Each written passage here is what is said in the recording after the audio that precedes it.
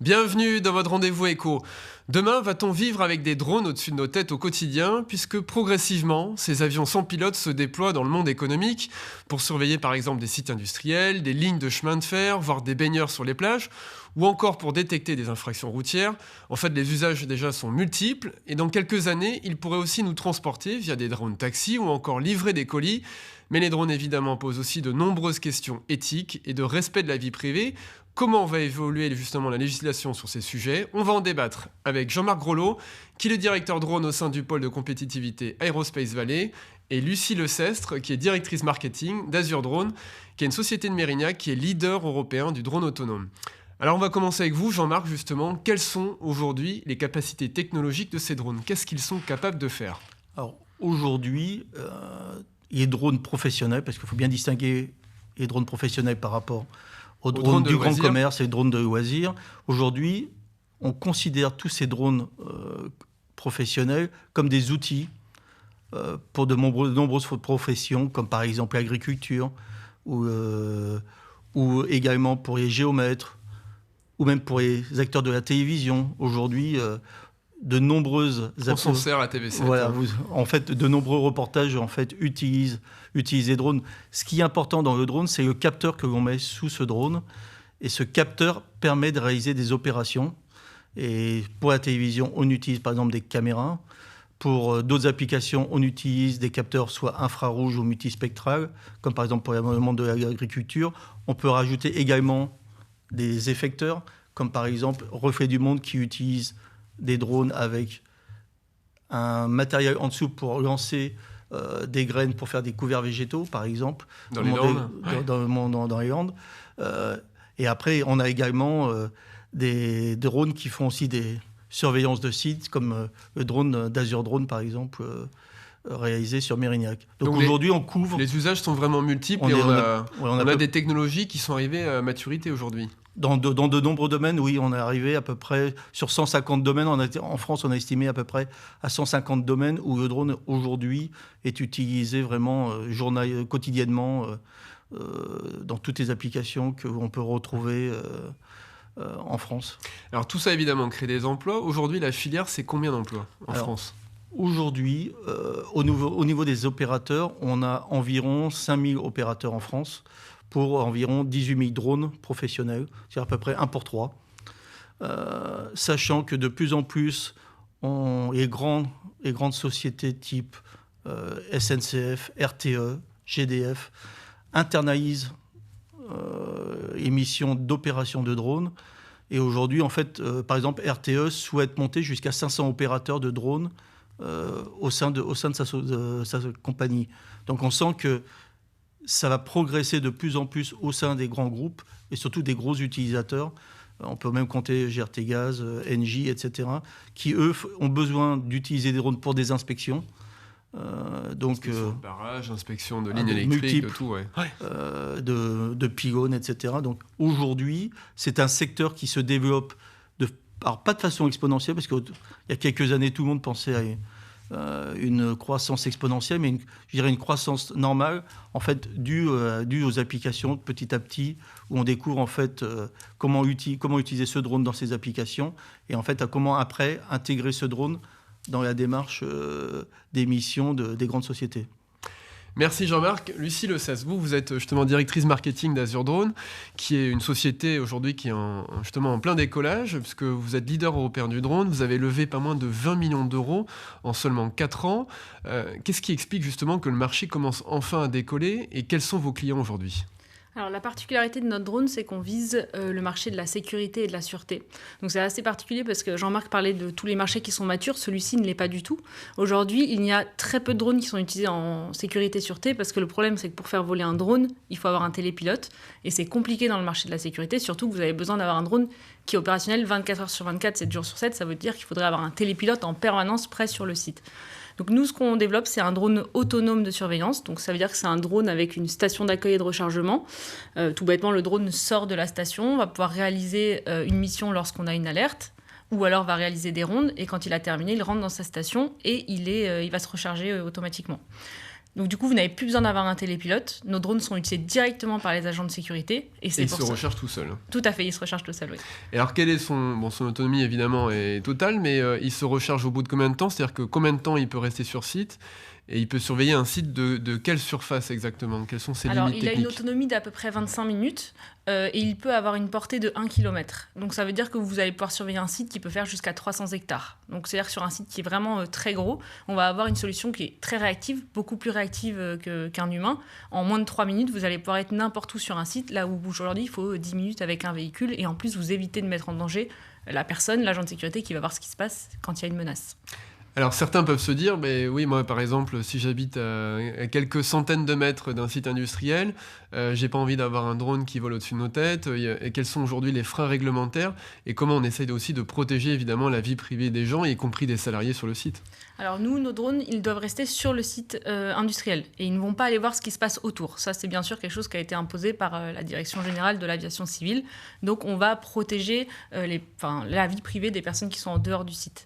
Ensuite, sur le site, les personnes qui travaillent sur le site sont au courant qu'il y a un drone. Mais après, les images ne sont pas faites pour aller espionner les personnes. C'est vraiment uniquement une utilisation quand on a une crise sur le site, quand on pense qu'il y a un capteur périmétrique qui s'allume parce que peut-être qu'il y a une intrusion. C'est dans ce cas qu'on va utiliser le drone. Et alors, quels sont les risques d'accident? Qu'est-ce qui se passe si, par exemple, le drone, comme tout appareil, peut tomber en panne? Comment on évite justement qu'il tombe sur la tête de quelqu'un? Qu'est-ce qui est prévu en termes de sécurité par rapport à tout ça? Alors, notre drone, il est extrêmement fiable. Et c'est pour ça qu'on a le droit de l'utiliser de façon complètement autonome. On est les seuls en France aujourd'hui à être autorisés à utiliser un drone sans télépilote parce qu'on a prouvé justement la qualité et la fiabilité du système. Quand bien même s'il y avait vraiment un problème, le drone est équipé d'un parachute pyrotechnique et donc il va se déclencher de façon à ne pas pouvoir blesser quelqu'un s'il y a chute du drone. On le voit, hein, Jean-Marc, justement, au niveau technologique, on a vraiment évolué à travers justement ce qu'est capable de faire aujourd'hui Azure Drone avec ce drone autonome. Demain, on pourrait aussi avoir des drones qui nous livrent en fait nos colis chez nous, non plus par la route, mais voilà, par la Garonne, en suivant le long de la Garonne. Thales est en train d'expérimenter ça avec Cdiscount. Quand est-ce que ça pourrait voir le jour et quelles sont les limites techniques aujourd'hui auxquelles on est confronté? Alors, le projet de Cdiscount avec Thales, mais également avec Université de Bordeaux et Serma Technologies, en fait, était un des projets retenus dans le cadre de l'appel à manifestation d'intérêt de la région Nouvelle-Aquitaine, Drone City. Ce projet a permis de faire des premières validations de la livraison par drone de biens de Cdiscount, mais on a vu également toutes les limites de cette utilisation. Et quand on parle de limites, alors tout d'abord, on a une limite réglementaire. Aujourd'hui, on s'est rendu compte que pour faire de la livraison, on sera obligé de passer au-dessus, on va dire, de la ville, au-dessus de personnes. Et donc, on va être obligé de passer dans un mode, on va dire, de certification. C'est-à-dire qu'aujourd'hui, il faudra que le drone soit certifié. Alors, c'est un peu comme un avion. Aujourd'hui, que vous prenez un Airbus, un A320, un A340 ou un A380. Et il faudra même encore aller plus loin parce que quand vous faites une certification d'un avion, vous avez un pilote à bord. Là, le pilote est déporté, ou même le pilote est enfermé dans une... Il n'y aura peut-être même plus de pilote parce qu'on sera en mode autonome. Et dans ce cas-là, donc, c'est-à-dire qu'il les critères de sécurité et de sûreté en fait, liés au drone sont très importants. Ça, c'est le premier sujet. Le deuxième sujet, on a aussi intégré le fait qu'il faut le côté acceptabilité des personnes et du public qui ne souhaitent peut-être pas voir de multiples drones autour d'eux. Donc, comment éviter une sorte de pollution visuelle, mais également une sorte de pollution sonore. Donc, c'est comment réduire le bruit, alors aussi bien sur des petits drones. Après, on va passer aussi au drone taxi parce qu'on commence aujourd'hui, la logique veut qu'on commence à travailler sur des petits drones de livraison. Il faut juste savoir que La Poste, actuellement, souhaite livrer remplacer ces petits camions qui rentrent dans la ville par des drones avec des drones à charge lourde. Donc ça, c'est une deuxième étape. Et après, on ira à la dernière étape qui sera le drone taxi, où on mettra des passagers dans les drones. Et là, il y a encore une acceptabilité encore beaucoup plus grande vis-à-vis en fait, du grand public qui est en fait, est-ce que vous êtes prêt à monter dans le drone? C'est une des questions, en plus de l'acceptabilité visuelle par rapport au problème de la pollution visuelle et de la pollution sonore. Alors, avant de parler justement du drone taxi, si on reste sur le drone justement qui ferait des livraisons, où est-ce qu'il se poserait concrètement? Parce que évidemment, c'est ça aussi déjà le souci, c'est où est-ce qu'il va s'arrêter pour déposer ses colis? Est-ce qu'il va pouvoir déposer les colis chez le particulier directement, ou est-ce que après ça va être transporté peut-être par scooter ou autre? Alors, en fait, ce sont des grandes questions. Alors moi, je n'ai pas encore la réponse, mais aussi bien Amazon que vous voyez en fait dans de multiples, sur tous les réseaux sociaux, que Google, aujourd'hui tout le monde dans le monde travaille sur comment livrer, et c'est la question, on se pose toujours la question du dernier kilomètre. Aujourd'hui, Cdiscount est plus dans une logique, par exemple, d'apporter en fait le colis sur des bornes, et après le dernier kilomètre se ferait par d'autres moyens, aussi bien des robots roulants que en fait des gens qui viendraient chercher leurs colis directement à des postes au centre de la ville. Mais globalement, le vrai problème qui va se poser dans tout ça, c'est qu'il va falloir aussi gérer tous ces drones qui vont voler. Et donc c'est le trafic aérien. C'est du trafic aérien. Donc c'est pour cela que lorsqu'on a lancé l'appel à manifestation d'intérêt au niveau de la région, et avec Bordeaux Métropole également, on se pose la question de demain, quelles seront les infrastructures à mettre en place, aussi bien pour ces petits drones que pour ces plus gros drones. Est-ce qu'il faudra mettre des drones ports? Où faut-il les placer? Comment le public et les citoyens de Bordeaux vont accepter en fait cette intégration des drones dans leur vie de tous les jours?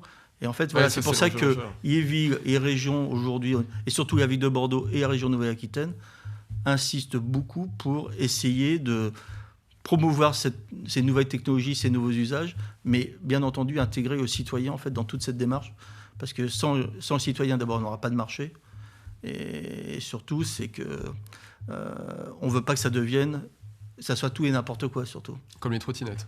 Voilà, donc c'est pour ça qu'on travaille donc sur la gestion et ça c'est au niveau d'Europe et même au niveau international, ça s'appelle UTM, c'est la gestion des drones, c'est des UAV dans l'espace aérien, donc on est en train de regarder comment on va gérer tout ce trafic des drones. On travaille également sur comment sécuriser tous ces drones, parce qu'il faut travailler sur la norme, comme je parlais de la norme pour la certification. On a également, on parlera peut-être des drones taxis après, mais on a aussi des problèmes technologiques, parce que voir et éviter, c'est quand vous avez deux drones qui se rencontrent, comment ils vont réagir, par exemple, etc. La cybersécurité est un des gros enjeux aussi associés. Oui. Et un des gros enjeux, on a plein de sujets aujourd'hui techniques ouverts. Alors c'est intéressant aussi pour tous les jeunes qui veulent se lancer dans le monde du drone. On aura plein d'emplois pour eux, parce qu'on touche à tous les domaines. Et pour plein de sociétés aussi, en fait, tout est ouvert presque aujourd'hui pour la suite. Merci Jean-Marc. Alors, Lucie Lecestre, est-ce que ça vous paraît justement crédible comme alternative à la voiture d'avoir des drones taxis dans quelques années? Et puis, à quel horizon on pourrait voir ça arriver? Parce qu'on voit que de grands groupes, y compris Airbus, se lancent justement aujourd'hui sur ces drones taxis. Ce qui est sûr, c'est qu'un jour, on va y venir. La question, c'est quand. Et c'est vraiment difficile d'y répondre parce que Jean-Marc en a parlé, mais le premier frein aujourd'hui, il est réglementaire. Qu'est-ce qu'il faut mettre en place pour dire un drone taxi est assez sûr pour emporter des personnes, voler dans une ville, éviter des collisions, etc. Toutes ces questions-là, on n'a pas encore les réponses. La réglementation, elle est en train de se mettre en place. Le Parlement européen a fait paraître il y a quelques jours, on voit l'image justement des drones taxis pour mesurer un peu la taille que ça représente. Effectivement, c'est assez imposant. Hein. Tout à fait. Donc la sécurité doit être totale comme pour un avion sur ce type d'engin. Et donc aujourd'hui, il y a encore énormément de questions ouvertes. Et alors, à quel horizon ça viendra? Je n'ai pas la réponse. Je ne sais pas si Jean-Marc, tu as un avis sur la question. Aujourd'hui, en fait, l'image que l'on a vue était en fait lors du salon, en fait, gros salon drone américain à Chicago qui s'appelle Exponential, et où en fait Bell exposait en fait leur vision de drone taxi. Ce n'était qu'une maquette, mais niveau 1, à échelle 1. Aujourd'hui, entre Boeing, Bell, Airbus, ils estiment en fait passer, je dirais, sur des utilisations presque courantes vers 2025 aujourd'hui. Sachant que le marché ça ne sera pas le marché français. Et pour les livraisons de colis? En fait, ça va arriver presque en même temps, je dirais. Mais sur la partie drone taxi, les premières expérimentations avec des vrais vols commenceront surtout, par exemple, au Brésil. Et ça va commencer étape par étape. Avec, par exemple, tout d'abord, des drones avec un pilote à bord et des passagers. Et après, on passera en man-unman. En fait, c'est pour entrer dans l'acceptabilité du public à monter à l'intérieur. Donc, ça va se passer en plusieurs étapes. Donc, la première sera avec un pilote, puis après sans pilote. Mais avec des premières expérimentations 2025. Merci beaucoup à tous les deux. Ce sont des dossiers passionnants, justement, qu'on continuera évidemment à suivre sur TV7. À très bientôt. Ah, mais...